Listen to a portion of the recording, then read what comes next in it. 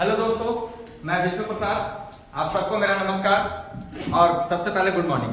ठीक है, देखिए हम लोग कल 10th क्लास का चैप्टर 1 इकोनॉमी की शुरुआत किए हैं, जिसका नाम है डेवलपमेंट। ठीक है, तो कल तो देखिए दोस्तों, कल हम लोग कहां तक पढ़े थे? कल हम लोग बात किए थे, चर्चा किए थे कॉन्फ्लिक्ट गोल तक। ठीक है, आज हम लोग का सेक्शन कहां है? इनकम एंड अदर गोल्स पर। क्या कहा, क्या बोला जा रहा है इस जगह पर? जरा गौर करिएगा। बोला क्या है? Income and other goals. कहने का मतलब है जो आय है और जो इसके अलावा अन्य जो लक्ष्य हैं उस पे आज हम लोग चर्चा करने वाले हैं। ठीक है, तो देखिए क्या बोला गया, मेन गोल यानी मुख्य जो लक्ष्य है वो क्या है। जैसे कल हम लोग क्या क्या देखे थे? कल हम लोग यही देखे थे ना कि जो गोल्स होते हैं, ठीक है, जो गोल सभी लोगों का लक्ष्य है, लेकिन चैप्टर का नाम क्या था? डेवलपमेंट था। तो हर एक लोगों का जो डेवलपमेंट का जो सेंस है, तरीका है, वो अपने अपने अलग अलग सिचुएशन, उनकी अपनी अपनी परिस्थितियों के हिसाब से तय होती है ना। जिसमें हम लोगों ने क्या देखा था कि अगर कोई इंडस्ट्री वाला है तो वो अपने इंडस्ट्री को चलाने के लिए क्या चाहेगा कि हमें बिजली की सुविधा मिल जाए, इसके लिए वो डैम चाहेगा बनाना। लेकिन उसी क्षेत्र में जहां डैम वो बनाना चाहता है, उसके आसपास जो जनजाति लोग निवास करते हैं, ट्राइबल जो निवास करते हैं, उनके लिए क्या वो फायदेमंद रहेगा? तो उनके लिए तो वो डेवलपमेंट नहीं हो पाएगा दोस्तों। लेकिन इंडस्ट्री वाले के हिसाब से क्या हुआ? डेवलपमेंट हो गया, है ना। तो और देखिए आज इसी पे हम लोग और आगे बढ़ रहे हैं कि इनकम एंड अदर गोल्स पे हम लोग चर्चा करने जा रहे हैं। मेन गोल क्या होता है? मेन जो गोल होता है मोर इनकम। बिल्कुल सही बात कहा है इसने कि हम लोगों का या किसी भी लोगों का सबसे ज्यादा जो लक्ष्य होता है वो क्या होता है? मुख्य जो उद्देश्य होता है, लक्ष्य होता है कि ज्यादा से ज्यादा अपने इनकम को, आय को कैसे हम लोग बढ़ा पाते हैं। तो उसके लिए हमें क्या करना होता है? उसके लिए हमें अगर अपने इनकम को ज्यादा बढ़ाना है तो रेगुलर वर्क मिलना चाहिए, है ना। अगर हमें डेली बेसिस पर काम मिले, लेकिन रेगुलर होना चाहिए, नियमित होना चाहिए। ऐसा नहीं कि ब्रेक लेकर के वो आज काम मिला, कल काम नहीं मिला, परसों भी नहीं मिला, तरसों मिले, इस प्रकार से हम लोग को काम ना मिले, बल्कि डेली हमें पता हो। जैसे अब एक बात बताइए कि जब लोग गवर्नमेंट जॉब्स करते हैं तो उसमें क्या करते हैं? उन्हें प्रत्येक दिन स्कूल जाना पड़ता है, प्रत्येक दिन अपने काम पे जाना पड़ता है ना। लेकिन क्या प्राइवेट सेक्टर में ऐसी हो पाती है? हाँ, प्राइवेट सेक्टर में भी जैसे एमएनसी कंपनियां वगैरह जो होती हैं वहां पर फिक्स होती है, या नॉर्मल कंपनियों में भी। ठीक है, क्या होता है कि आदमी डेली जाते हैं, काम करते हैं और उनको उसके लिए सैलरी मिल जाती है मंथली आधार पर। ठीक है, तो वही कह रहा है कि रेगुलर काम मिलना चाहिए और उनकी जो वेजेज है, यानी जिसे हम मजदूरी बोलते हैं, जो पैसा है वो भी उनको नियमित मिलते रहना चाहिए। तो इसी से हमारा क्या होगा? इनकम अधिक होगा। बट लेकिन कह रहा है कि money is not everything, quality of life needs. कह रहा है कि लेकिन क्या पैसा ही सब कुछ है? नहीं। क्या आपको लगता है दोस्तों कि पैसा ही सब कुछ है? नहीं, पैसा है, पैसा बहुत कुछ है। इस जीवन को चलाने के लिए आज की प्रेजेंट सोसाइटी में या पहले की भी सोसाइटी में जो मनी है, ठीक है, वो बहुत मायने रखता है जीवन को चलाने के लिए। लेकिन पैसा ही सब कुछ नहीं है, ये भी उतना ही सत्य है जितना कि पैसा का होना सत्यता है। ठीक है, जरूरी है। तो क्या चाहिए होता है? क्वालिटी ऑफ लाइफ की भी जरूरत है, यानी एक अच्छे जीवन की भी हम लोगों को जरूरत है।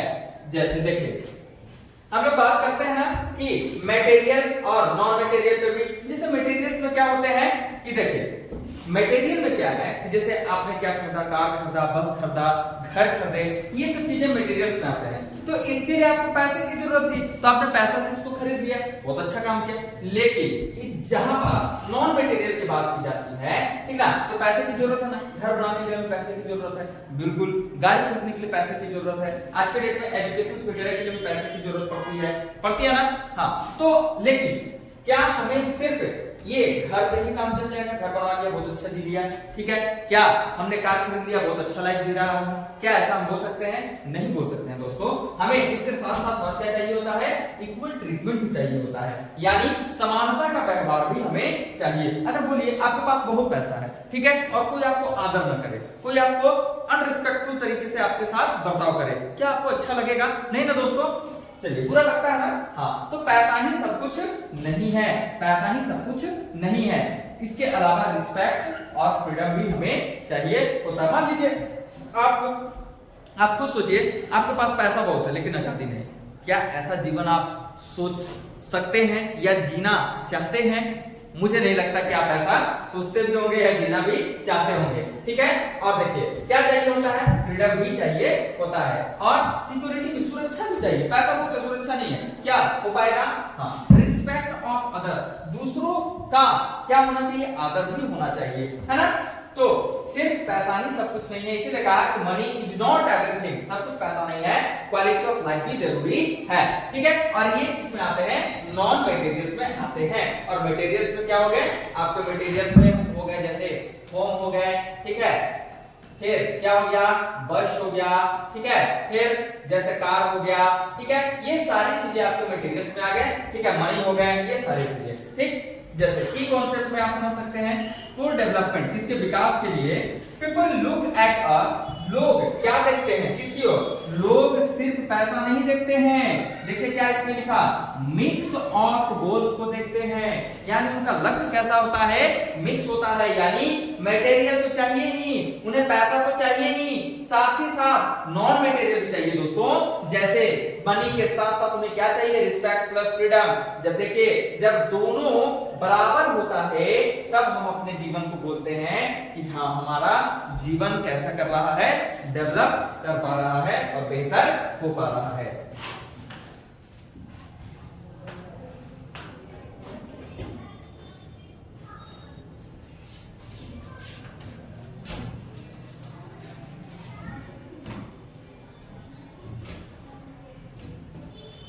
चलिए और देखिए नेशनल डेवलपमेंट, यानी आप जैसा कि टॉपिक का नाम लिखा हुआ है कि नेशनल डेवलपमेंट यानी राष्ट्र का विकास, राष्ट्र का विकास, इसको आप कैसे देखते हैं, जरा इस पे आप देखिए क्या लिखा हुआ है, इंडिविजुअल हैव डिफरेंट गोल्स, बिल्कुल सही बात है कि हर एक व्यक्ति का अलग अलग लक्ष्य होता है, ठीक है, different ideas of national development, बिल्कुल सही कहा कि हर व्यक्ति का लक्ष्य अलग होता है, ठीक है, तो उनके विचार भी अलग अलग होंगे। यानी नेशनल डेवलपमेंट के बारे में अगर आप किसी से पूछिएगा तो आप हर एक व्यक्ति जो है वो अलग अलग बताएगा कि हाँ हम इस सेंस में, इस सिचुएशन में मानते हैं कि हमारे देश का विकास हो पा रहा है। कोई किसी और से पूछिएगा तो वो बोलेगा कि हाँ हमारा देश विकास कर रहा है, ठीक है। जैसे आप देख सकते हैं हमारे देश का ही बात है, ठीक है, जब हम लोग गुलामी की दौर से गुजर रहे थे तो हम लोगों के नजरिया से क्या विकास था, हम लोगों का नजरिया से विकास ये था कि हमें क्या चाहिए था, आजादी चाहिए था, फ्रीडम चाहिए था, किसके अगेंस्ट, ब्रिटिश शासन के अगेंस्ट हमें आजादी चाहिए था। लेकिन ब्रिटिशों के लिए डेवलपमेंट क्या था, उनके लिए था डेवलपमेंट इंडस्ट्रियलाइजेशन, उनके लिए मायने नहीं रखता था। हम लोगों का जो इच्छा है, हम लोग का जो डिजायर है, एस्पिरेशन है, उसके लिए फीलिंग्स है, इसकी कोई कदर नहीं थी उनके निगाहों में हम लोगों के लिए, ठीक है। चलिए फिर आगे देखिए, how do we decide the best path, मतलब कैसे हम लोग डिसाइड कर पाएंगे एक अच्छे रास्ता को, किसके लिए, नेशनल डेवलपमेंट के लिए। Is it fair and just for all, क्या होना चाहिए, बिल्कुल निष्पक्ष होना चाहिए और सभी के लिए कैसा होना चाहिए, सभी लोगों के लिए ये बेहतर होना चाहिए, निष्पक्ष तरीके से होना चाहिए, ठीक है। किसी एक के लिए ऐसा ना हो कि किसी एक के लिए वो डेवलपमेंट हो और किसी एक के लिए क्या हो, डिस्ट्रक्शन हो, डिस्ट्रक्टिव हो, ऐसा नहीं होना चाहिए दोस्तों। Does it benefits a large number of people, देखिए does it benefits a large number of people, इससे क्या होता है, एक बड़ी संख्या में लोगों की, एक बड़ी संख्या में इससे इसको क्या प्राप्त होता है, लाभ प्राप्त होता है, ठीक है। जैसे आप देखिए, we must prioritize the benefit of the majority, जैसे आप इस जगह पर देख सकते हैं we must prioritize, यानी हम लोगों को अवश्य इस चीज पे जोर देना चाहिए, किस चीजों पर, तकरीबन लोगों की, मतलब ज्यादा जो जनसंख्या है, ज्यादा से ज्यादा लोगों का जो जनसंख्या है, ठीक है, उस पर हम लोग क्या करेंगे कि ज्यादा से ज्यादा मोर देंगे, जो बेनिफिट्स मिले जनसंख्या, पॉपुलेशन का, इस चीज पे ज्यादा हम लोग गौर करते हैं। तो जैसे आप इस जगह पर भी ये सोच सकते हैं, देख सकते हैं दोस्तों कि मेनी आइडियाज, कारण है कि अनेकों प्रकार के विचार होते हैं, फिर इसी विचार के साथ साथ क्या उत्पन्न हो जाती है, संघर्ष भी उत्पन्न हो जाती है, ठीक है। इसके लिए हमें क्या करना पड़ेगा, choose path that benefit the most people, मतलब एक ऐसा रास्ता हमें चुनना होगा, एक ऐसा जरिया चुनना होगा दोस्तों, जिससे तकरीबन लोगों को क्या प्राप्त हो, उस बेनिफिट्स प्राप्त हो, डेवलपमेंट उन्हें प्राप्त हो। ठीक है, तो चलिए और इसके आगे हम लोग बात करते हैं। अब समझ में आया कि नेशनल डेवलपमेंट पे बात कैसे हम लोग करेंगे, तब हम लोग कहेंगे कि हाँ देश के लिए विकास हो रहा है। जैसे एक एग्जांपल से जरा सोचिए, जैसे सरकार जो है एक सड़क का निर्माण करती है, ठीक है, ये सड़क जो है उस देश में निवास करने वाले, उस क्षेत्र में निवास करने वाले सभी लोगों के लिए बेनिफिट का काम करता है कि नहीं करता है दोस्तों? चाहे वो गरीब व्यक्ति हो, चाहे वो अमीर व्यक्ति हो, करता है, सभी लोगों के लिए बेनिफिट का काम करता है। चलिए अब आप समझ गए होंगे, तो इसी सेंस में इसको हम लोग क्या कर देते हैं, नेशनल डेवलपमेंट कर देते हैं। तो आइए जैसे एक और एग्जांपल आप सोच सकते हैं, ले सकते हैं। जैसे देखिए, अगर सरकार स्कूल्स बनवा रही है दोस्तों, तो उस स्कूल में सारे बच्चे पहुंचेंगे पढ़ने के लिए, चाहे वो गरीब का बच्चा हो, चाहे वो अमीर का बच्चा हो। तो जब सभी लोग पहुंचेंगे, उनकी शिक्षा, वो एजुकेट हो पाएंगे, वो बेहतर बनेंगे,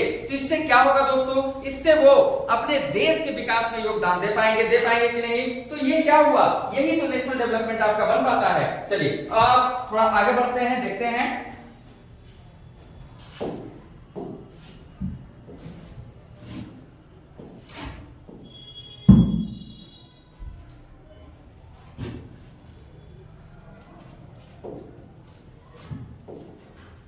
हाँ, तो चलिए अब और बातें आगे बढ़ाते हैं हम लोग, ठीक है, अपने प्लेटफॉर्म के साथ, विष्णु क्लासेस के साथ, फिर आगे चर्चा हम लोग करते हैं, देखते हैं क्या है। अब देखिए, डेवलपमेंट में एक और टॉपिक आया है जिसमें बोला गया है कि कंपेयरिंग कंट्री। अरे भैया बात बिल्कुल सही कह रहा है कि अब हम लोग देशों के बीच में तुलना कैसे करेंगे, ठीक है। और देखा जाए तो बात सिर्फ इंडिया की नहीं है, होल ओवर पूरे वर्ल्ड में अगर देखा जाए तो हम लोग तुलना करके ही तो जी पा रहे हैं। सामने वाला भैया कैसे आगे बढ़ गए, हम क्यों पीछे रह गए। और ये जो बढ़ने और घटने की जो ज्यादा बातें होती हैं, इसमें समस्या ये नहीं है कि आप आगे बढ़ रहे हैं या मैं पीछे रह जा रहा हूं। समस्या ये है जेलस की भावना। हम लोग जो है इस जगह पर ज्यादा जलने लगते हैं। ये काम हमें नहीं करना है, बस देखना ये है कि वो आगे बढ़ रहे हैं, कौन कौन से फैक्टर उन्हें आगे बढ़ाने में हेल्प कर रहा है, उस पर हमें भी वर्क करना है। तो आइए देखिए, जैसे ये जो आपका कंपैरिजन जो होता है, कंपेयरिंग जो होता है देशों के बीच में, वर्ल्ड बैंक मेथड इनकम, यानी ये काम कौन करता है देशों के बीच में कि कौन देश कितना डेवलप है, कौन देश कितना कम डेवलप है,